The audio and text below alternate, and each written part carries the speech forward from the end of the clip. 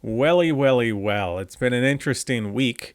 We need to talk about online activism before I get dragged off with a chloroform rag and dumped into a digital river. Before we talk about how easy it is for you and me to engage in some forms of online activism, let's take a look at the current happenings. Red Ice TV just recently got banned from YouTube. They had a third million subscribers, and that's a heck of a shame. But also, the Kindred Creators channel got removed. 2 weeks ago, I posted that video entry to the Kindred Creators video contest. They had only just ended the contest. They had posted a couple of the entries, and they were preparing for the vote for the winner in like a week or something. Their channel for the Kindred Creators only had like 600 something subscribers, my size of channel. I was thinking I was way too small to notice, but they're grabbing people between a third million and less than 1,000, apparently. In my video on free speech the other day, I talked about how YouTube's very broad hate speech policy is. Now, I don't really like the policy. I think it's purposefully extremely broad to punish wrongthink. But I don't even think there was anything on the Kindred Creators channel that violated any of the policy, even if it is written incredibly broad. And the channel was small, so clearly no one is safe. If I had any delusions about being safe, they are dashed now. And it's unfortunate to see things turn out the way they have. YouTube used to be about you. Most social media platforms were based on the ideals of free expression. You had people with very weird ideas. They would be posting video responses. You could argue with them, or you could just watch them and say, wow, those are some stupid ideas. And, you'd move on with your life. There wasn't the same sort of deplatforming, censorship, getting your bank accounts shut down nonsense that we see today. Honestly, I kind of wish I had been making videos on other topics over the years. I have lots of ideas on building codes, zoning laws, construction methods, sustainable agriculture, conservation, hunting, light pollution, a lot of non-standard ideas about a lot of things that affect our lives.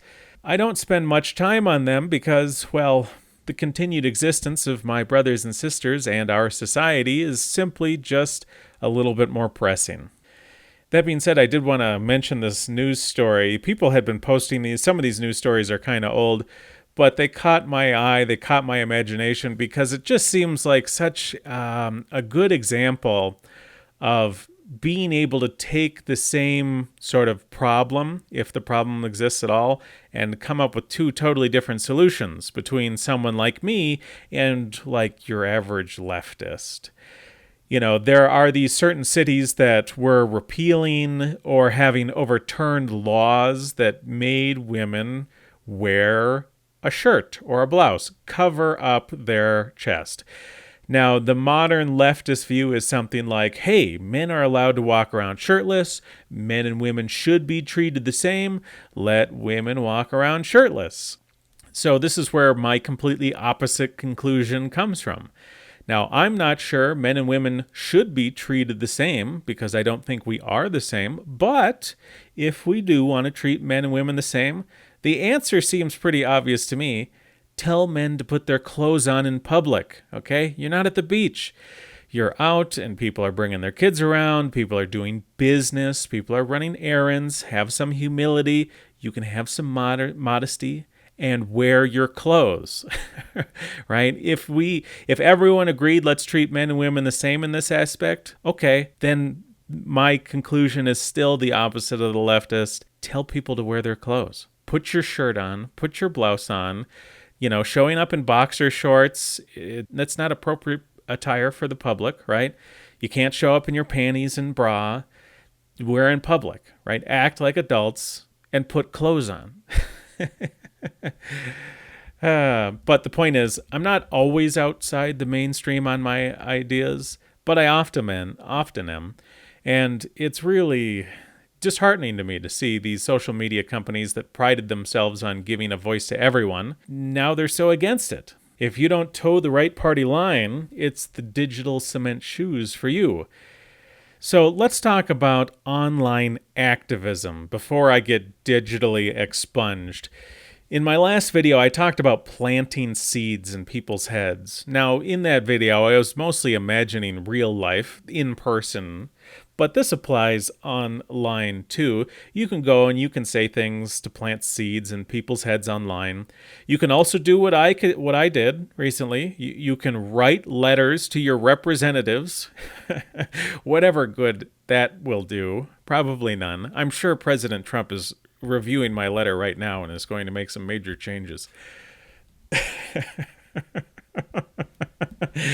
But you can engage in activism online without attempting to plant seeds or writing letters that won't be read, and you can still have an impact. You can make small little differences that ultimately add up to something bigger.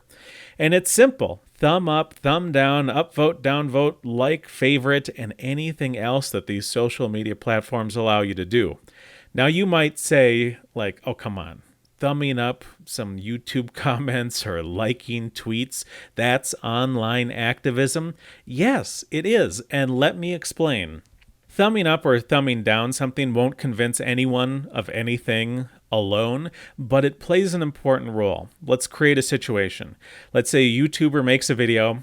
They're basically promoting hate against white people, and they say like, oh, it's all the world's problems are because of us. YouTube is not going to remove that kind of content, right? Thumb it down, scroll down to the comments. You might find some people saying things like, hey, YouTuber, you said X about white people, but in last week's video, you said when someone says X about this other group, it's hateful, right?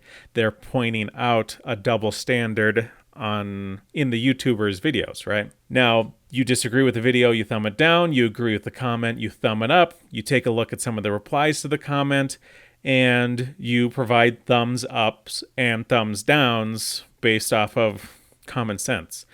Now, someone who clicks on that video will see the ratio of thumbs up and thumbs down on the video. And if it has a healthy amount of thumbs down, it doesn't have to be mostly thumbs down, as long as it has sort of more than what you would normally expect, that person knows there is dissent. They know there is an alternative view, and that'll make an impression on them. They can scroll down to the comments, and if they see some honest, factual criticisms of the YouTuber and the anti-white hatred being espoused in the video, and those comments have some thumbs up, this may cause them to consider this different perspective, or at least be aware that it exists. And this is where the seed can get planted. So your thumb up and thumbs down don't change the world. They don't necessarily change anyone's mind directly. It can be a part of that process where non-mainstream, non-approved ideas can work their way into people's thinking. Yeah, another example is, let's say you were on Twitter. The CEO of YouTube says something like, YouTube loves free speech. It might have 1,000 likes, but 5,000 replies. That's the ratio on Twitter. Someone will go and they'll look at the replies. They'll see the top replies like 9,000 likes, 10,000 likes. An order of magnitude more likes than the actual CEO of YouTube. And the replies are things like, YouTube does clearly not care about free speech. They do not love free speech. And that can make an impression on people, because people consider an idea that they wouldn't have if those ratios didn't exist. You can be part of the process by which dissenting opinions get more likes than the original post, and thus exposing people to the ideas. So if you see content that is hateful of our people, or you see content that is against the foundations of a healthy society, like anti-family content, let your opinion be felt through thumbs downs, downvotes. Take your time to support contrary viewpoints in comments. You can just vote them up, like them, thumb them up, whatever. That does matter. Now, I won't tell you to go against any platform's rules. For example, if a platform says in their terms of service, don't make multiple accounts to vote on stuff, well, then don't.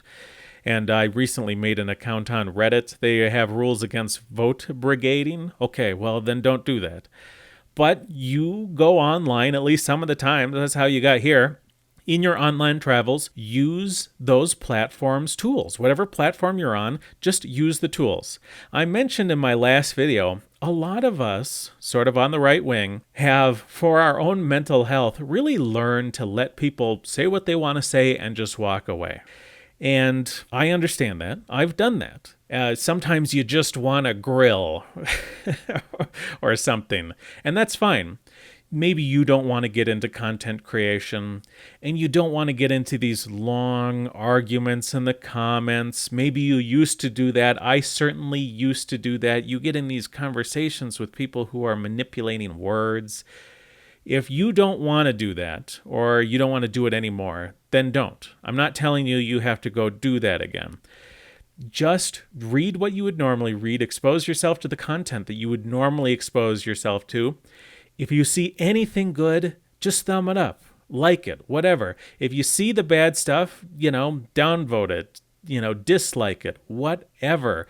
Maybe if you want to start posting things, you could just post an eye roll meme to the bad stuff if you're feeling bold and then just move on with your life. You can keep it simple. It can be very easy, quick, no effort, and it does need to happen. Social media companies that don't support free speech are really pushing the idea that they do support free speech. And we need more pushback on that. We need people calling this out. But the thing is, we do. We have people calling this out. All you need to do is come in and use your gavel. You are the judge. Find the content and leave your judgment on it. I'm not telling you what to think. Just go to anything that has to do with free speech, online censorship, deplatforming, and cast your judgment. Honestly, I don't follow many people on Twitter. I should follow more. But once Red Ice got banned, anything that hit my timeline that was saying that the ban was unjust, I liked it. I just added my like to it. If someone replied to it with something like, haha, it's good that Red Ice got banned, I didn't respond to it. I'm kind of over that. And there's other people who do it, right? There's no dislike button on Twitter, but when I would see someone make a good reply to them, I'd hit the like button. It's really that simple. It takes no time. It takes no effort. And we're trying to create an impression on the people who might see it, right? Not because it'll convince someone, but it can cause them to explore the message further, right? Let's say the outrage original post about Red Ice getting banned had 50 likes, and then the haha, it's good, got 3, and then all the people who dogpiled on them got 20, 30, That will make an impression on someone who's only just sort of exposing themselves to the ideas, right? And another thing to keep in mind is when you have people out there creating content, and that does include comments, right? When you have people who are engaging in the conversation, whether they're making a YouTube video, whether they're making a political cartoon, or whether they're posting insightful comments that may sway some people, that may sow some seeds, they notice when they get likes. They notice when they get thumbed up. They notice when they get upvotes. And it takes no effort for you to vote on something good, but it energizes the people who were taking the time to post that stuff. The effect on your brother or sister, what they feel from your support, is significantly larger than the effort it took for you to just press the like button, right? You could, let's say every day you check Twitter and you have a few people that you like to follow, and they generally have 10 posts from the last time you checked on Twitter. If you're going to read those posts anyway, any of the good ones, just hit the like button. It's meaningful for them, way more meaningful for them than it is painful for you, especially if you're just going to read those tweets anyway. So I encourage you, if you have retreated from the front lines, like many of us have, if you've retreated from the anti-white hate, the anti-family, the anti-civilization rhetoric, you're tired of all the word games, you don't want to create content, you don't want to get into these long weekend arguing matches in the comments. If you've left these spaces because it's annoying, stressful, it just feels like it never ends, I encourage you, go back to those spaces, but you don't have to actually comment. You can even make a personal rule like, hey, I'm not even going to bother commenting, because normally there's enough good stuff to just vote on it. If you find good stuff, thumb it up. If you find bad stuff, thumb it down. Don't stress. I find it can be kind of therapeutic. Once you can find these awkward conversations, because they're always messy, and you can pick out the good things in it and just thumb it up, you can be like, all right, thumbs up, good job, boys. Another day in paradise. It's kind of freeing to just sort of, if someone else has taken the reins and they're doing a good job of it, just give them your thumbs up and let it be. So instead of removing your support, instead of removing your influence by no longer engaging in this process at all, just remove your emotional investment. If there's 15 anti-white extremists all dogpiling on 2 guys, but those 2 guys are making really good positive comments, just go ahead, give them your thumbs up, give them your votes, and then head out. Go ahead and live your normal life, go for a walk, read a book. But if you're going to end up reading at least some of these comments, if you're going to consume at least some of these content creators' content on social media, just start handing out likes and dislikes, upvotes and downloads like they're candy, because they don't really cost you anything. Halloween is soon. If you straight up got free candy by the truckload, you wouldn't hand out candy sparingly to the kids in your neighborhood. You'd tell those kids to show up with like 5 pillowcases, right? You'd be super generous. So be super generous with your brothers and sisters online, with comments. If you have some audience of your own, feel free to do retweets or whatever. But just straight up thumb down, thumbed up, vote up, whatever, like. Whatever tools exist on the social media platforms that you're on, just use them. And use them frequently. That being said, if you are feeling bold, if you do want to create your own comments or your own content on these social media platforms, check out my previous video. And I mentioned this idea, this philosophy of planting seeds and knowing that your victory is in the planting, right? Like, you don't have to force people to a new idea. You can plant a seed as a process for convincing people. So I have a link to that here, and have a good one.